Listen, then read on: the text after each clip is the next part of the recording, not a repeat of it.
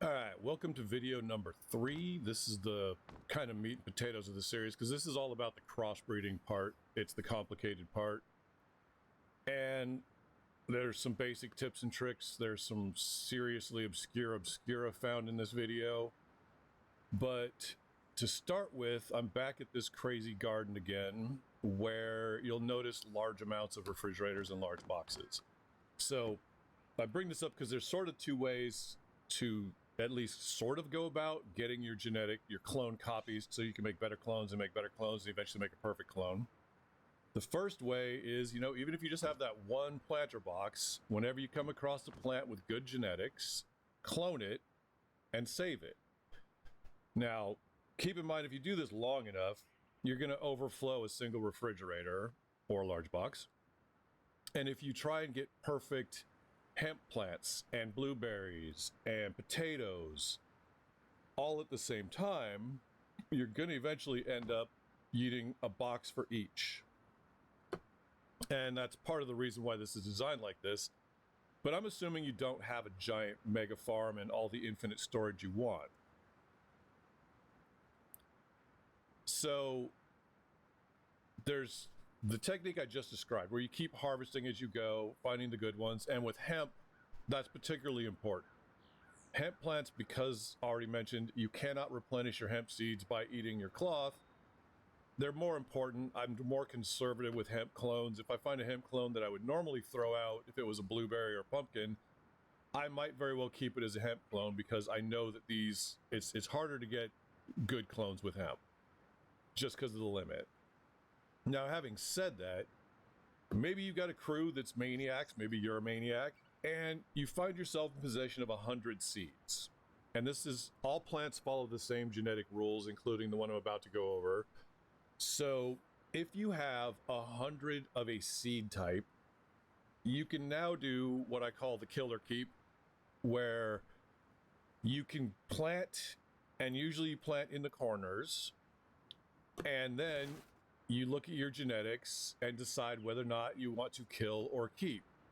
Now here, this box is a great example on why you need 100 seeds. Notice something. Slot 1, 4, and 6, all red. 1, 4, and 6 all red. 1, 4, and 6 all... Wait, what? 2, 4, and 6 all red. And 1, 4, and 6 all red. So, why are these the same mostly? One of these things, never mind. And it's because the genetics aren't random. If the genetics were truly random, making perfect clones would actually be really easy. They're not, though. Slot 1 and 4 are heavily weighted for X and W. Slot 6 is heavily weighted for X, W, and H. Now, X and H are both essentially neutral genes. They don't really do anything good for you. H is a better one because it's easier to replace. X is the worst because it's harder to replace, because the two red genes, the X and the W, are a little bit less than twice as strong as a green gene. So if you wanted to, say, get rid of your X, you need either 2 Ys or 2 Gs in that same slot to overwrite it. And that's where we're getting into the crossbreeding part. So I'm now talking about getting your genetic material. So what I would normally do with my single planter box is kill all of these because they all suck. And then you plant more seeds. And you just keep doing this until you either run out of seeds or until you have enough genetic material to work with.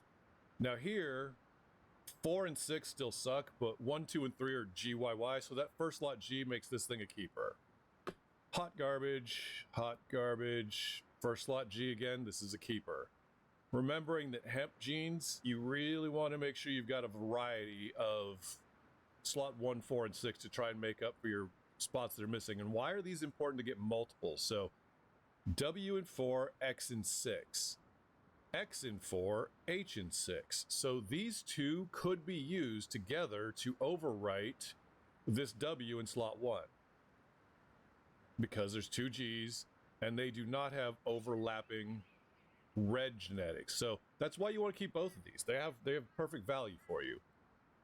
Now, when it comes to breaking your clones, you can use any melee tool.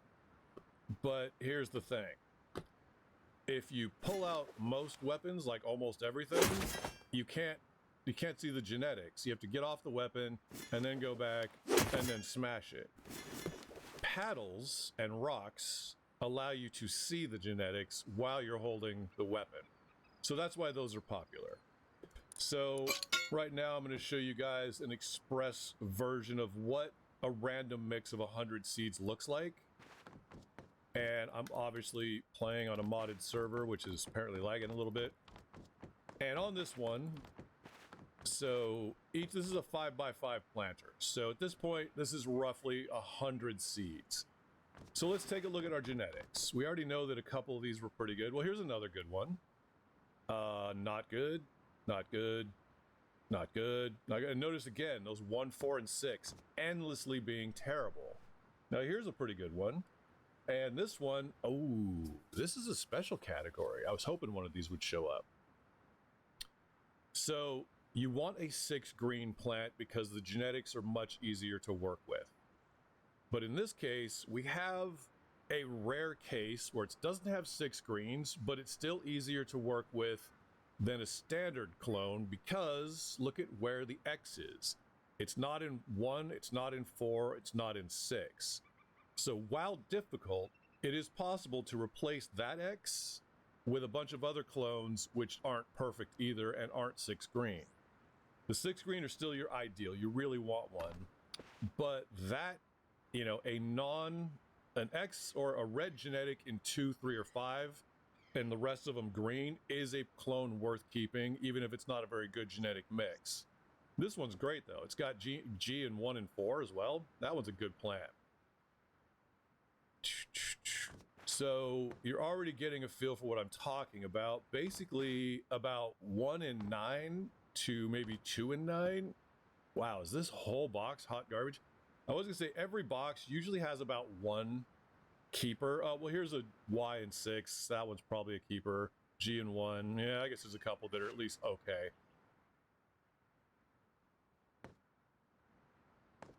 But yeah, like I said, that's the goal here. And at the end of this, you're going to end up with, well, with 100 seeds, you won't end up with a refrigerator full, but you're going to end up with quite a few plants, genetic material to work with.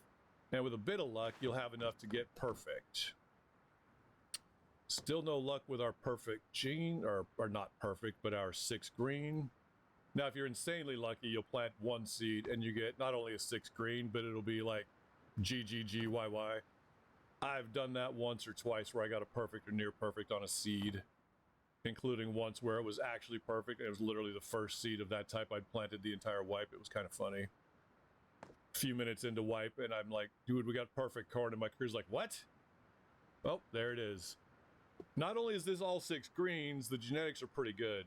3H's isn't the best, but you've got a Y in 1 and a G in 4, so you're already taking care of 2 of the hard ones.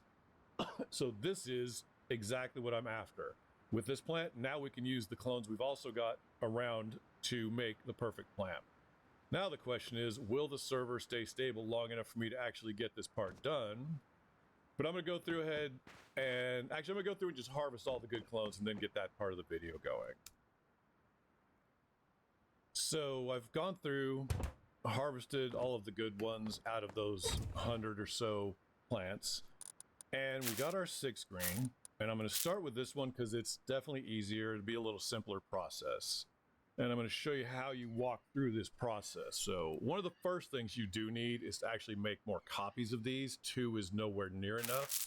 So you'd plant them, wait 10, 15, harvest them as clones, plant, harvest as clones.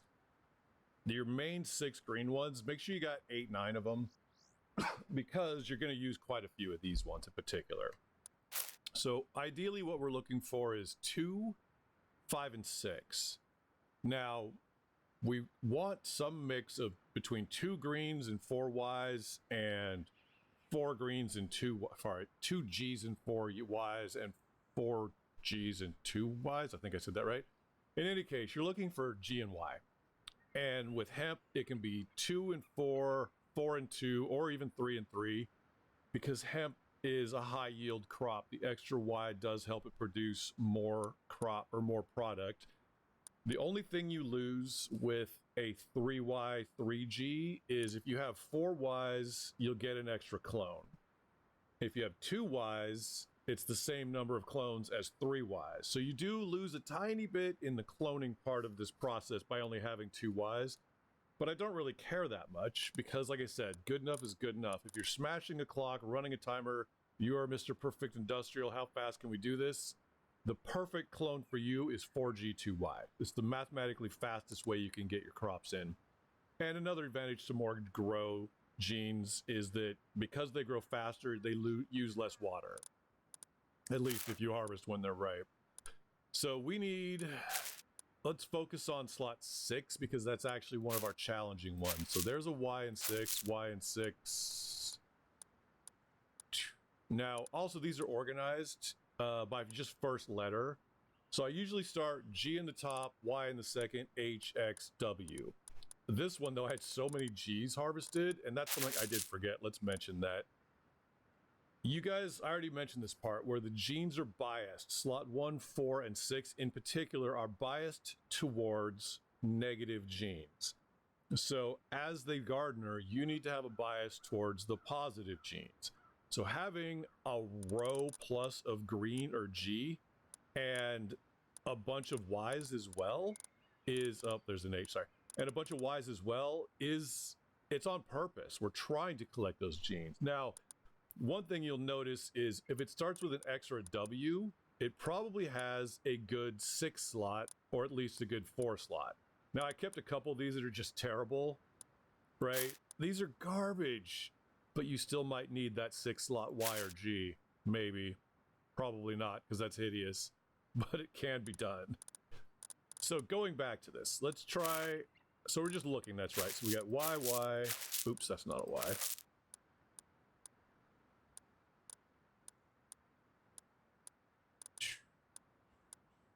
Y, G, G, Y, G. All right. So which one of these work? And what we want is in slot 6, we either need 2 copies of G, and let's go ahead and organize these that way.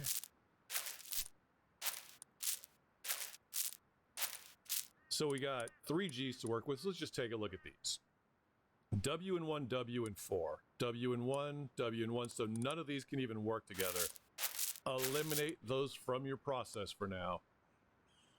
X in 1, X in 4, X in 4, X in 4, W in 4. Oh, look, hot trash might save us.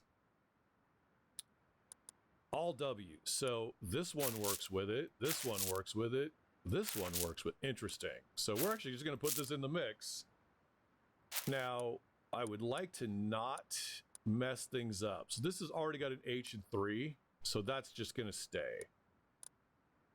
So it doesn't really matter very much what we use with this one. So now let's take a look and do the math on these. I mentioned that it takes 2 green genes to overwrite a red gene, which is why you need to be very careful. Like these two, you can't work together because there's an X in 4 on both. In order to overwrite that, you need 4 grow or 4 yield genes. Forget it. That's really hard to do. Instead, we're doing what's called a 50-50 experiment. Look at the first slot. Y, Y, W, G. 2 Y's overwrites. First slot's a Y. H, H, H, G. So second slot's going to be an H. Third slot, G, G, W, G. Third slot's a G. Fourth slot, G, G, W, X. Fourth slot's a G. Fifth slot, H, H, W, H, definitely an H. And then we get to, finally, slot 6, H, H, Y, Y.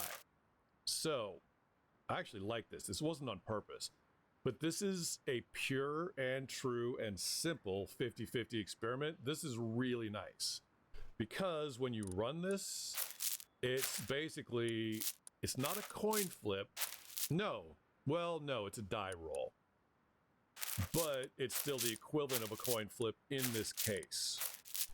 And the reason it's the equivalent of a coin flip is we have 2 H genes and 2 Y genes. So you're still rolling a die. It's a 4-sided die, 1 side for each donor.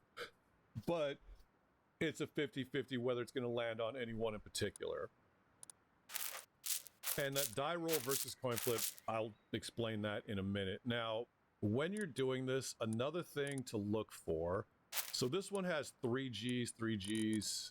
Just going to take a quick look and see if we have any 4Gs. I don't think we do, because those are pretty rare.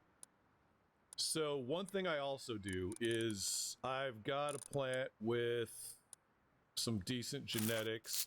This one is a good example. I would clone this multiple times, get like 10, 12, 15 of them, something like that. Now the server we're on is not going to eat my clones.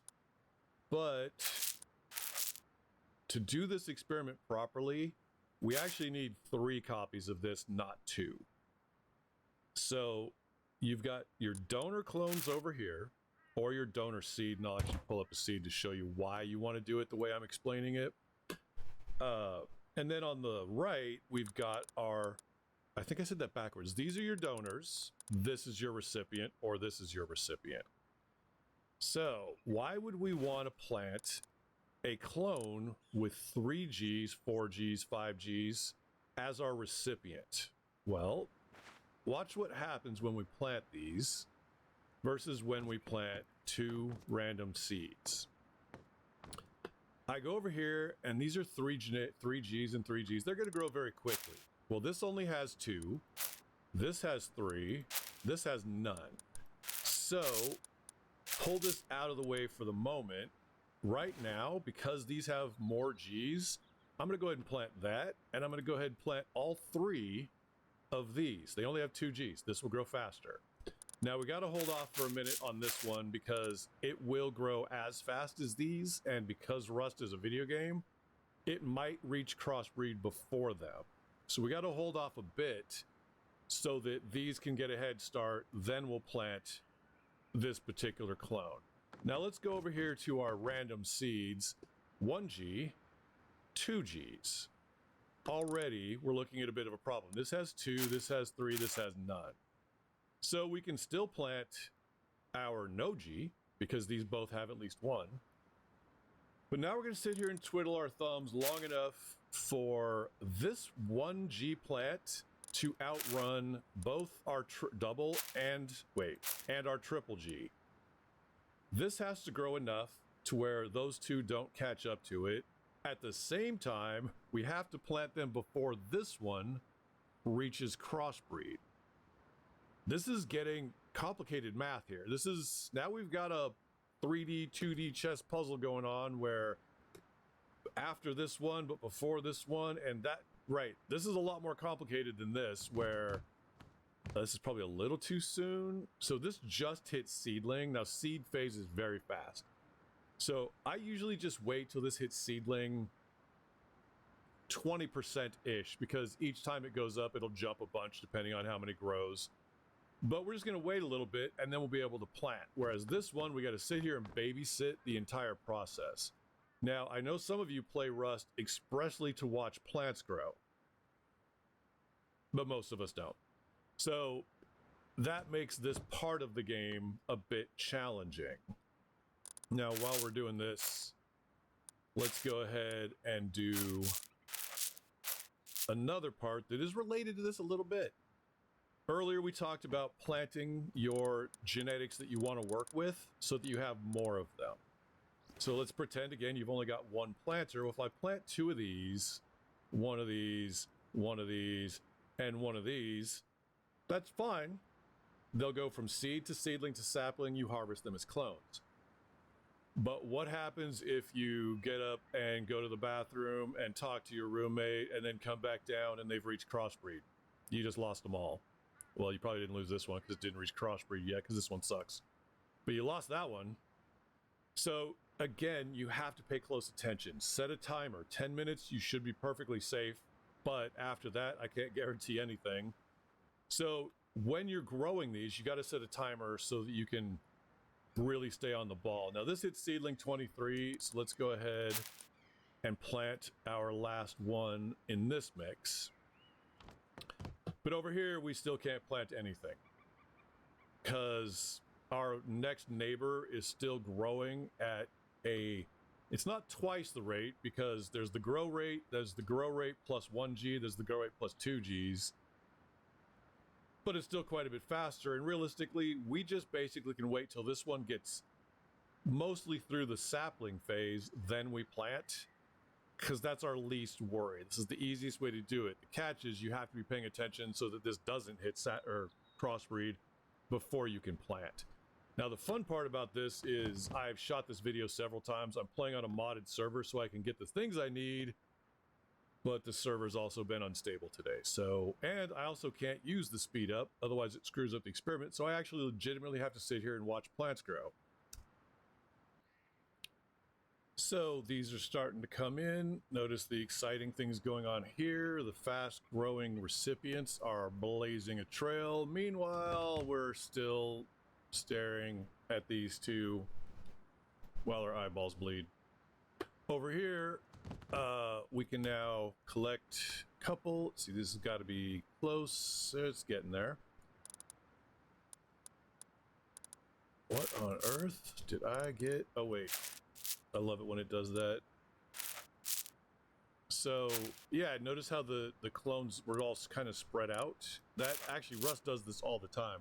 For some reason, it refuses sometimes to stack identical copies of clones. It's really frustrating. Now here, this one finally hit sapling, but notice a couple of these did as well. So another advantage to having these fast-growing recipients and just being able to throw your next ones down is these are going to hit crossbreed first, and when they do, the other plants are close behind. Because what will often happen is if you get a good crossbreed, your 50-50 comes through. Other plants in the box will also crossbreed to that new, better plant, and that's what you're kind of after. So this one finally hit sapling. So now we got to pay at least kind of close attention, because this one is still, and it's not that much of a difference, 10% faster at the sapling stage for one additional grow. But yeah, this is still kind of our focus. This is the one that we got to be worried about. Now, if I only had one planter, I would be doing one experiment. To be honest, if I was actually using a garden like this, I would probably be running 6 or even 10 of these 50-50s. 50-50s don't come true 50% of the time. I mean, maybe they do if you go over a big enough time frame or a big enough number.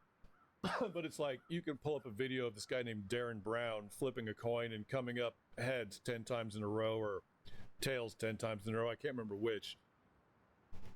It's a thing. Numbers aren't quite as simple as we make them out to be. So you might have to run this many times to get it to come through. So yeah, I would actually be running more than 2 experiments. I'm just using these 2 to show you guys the difference between that using a pre-existing clone versus random garbage as your recipients. And like I said, this one's so damn slow. We got to go off of that one. So I guess we're going back to time warping because these are also not even ready. But you don't. So this one's at 50, sapling 50. This one's sapling 42. At this point, I feel pretty comfortable these are not going to get overtaken. So let's go ahead and plant, plant, plant, plant. And notice something. The other experiment's already done. Why? Let's see. We were after YHG, GHH, YHG, GH. Yeah, so we didn't get either one to work. And this is what I'm talking about. Now, you also have an option here. We like all of these genes for our experiment, right? So boom, boom, boom, boom, boom. Because these failed, I already have copies of this gene. I don't need more. But now we've got, that was rude. We've got more of these. I don't know what the hell that is. But see, now we've got more to work with. All right, perfect. Oh, I do know what that is. That is our, what do you call it? Our recipient. So this is where I was getting at. Normally, I would be, wow, this thing, oh, it's about to go. I would be plant, plant, plant, plant, plant, plant. And then boom, boom, boom. And that was the other one. That's our triple. So we have to wait on that. Boom, boom, boom, boom, boom, boom, boom, boom, boom. Already did that one. And that one's going. So yeah, there you go. So yeah, you'd run multiple experiments. And we got to come back here in a few and plant our other triple G, but that's much safer and easier to do than this mess, where we're still a little ways away from our first one reaching crossbreed. So let's see how this works. Getting close on at least one of them. Now notice here we've got a 25% difference. And this is just, like I said, the number of grows reduces overall time to reach ripe stage, which is what you're after. You will find that I was probably being a little extra cautious, but having accidentally done this mistake a few times, I'd rather be overcautious than under when it comes to not letting my donors hit crossbreed before my recipients, because that is literally the opposite of what you're trying to do. But we are close, and of course I pulled this up, and then it's just sit here and wait while I talk on the video while it runs, so that we can, maybe catch this visibly. Oh, there it is. YHG GHH is not what we're after because we already got that. So a few more minutes on this one. Still no luck. But I started some more over here. So again, you can see what I'm getting at. We've run 4 50-50s. The odds of that coming up if you were flipping coins are pretty slim. And it happens though. It really does. So don't be surprised if you have to run multiples. Also, don't be surprised if you get it on the very first try. For now though, I've shown you the hows and the whats. I'm going to make a separate video for the detailed obscura, but one of the obscure bits is what happens when you deal with multiple 50-50 in the same experiment. But I'm going to, like I said, put that in a separate video because I'd like to make sure this one goes up as it is.